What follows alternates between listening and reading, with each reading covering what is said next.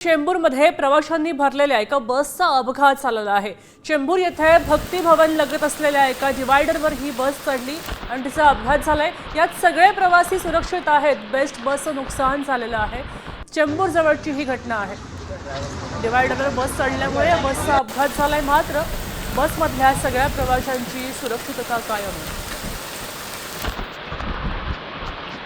आपण पाहू शकतोय की चेंबूरमध्ये या पावसामध्ये आता बसचा अपघात झालेला आहे। काही ठिकाणी पाणी जलमय झालेले आहेत, रस्त्यामुळे रस्ते दिसत नाहीयेत आणि अशामध्येच ही बस एका डिवायडरवर चढल्याचं पाहायला मिळत आहे। अंधारातली दृश्य आहेत, पहाटेची दृश्य आहेत। आपण पाहू शकतोय की डिवायडरवर बस चढल्यामुळे तिचा अपघात झालाय, मात्र बसमध्ये जे प्रवासी होते त्या सगळ्या प्रवाशांची त्यांना कोणतीही दुखापत झालेली नाहीये, सगळे सुरक्षित आहेत।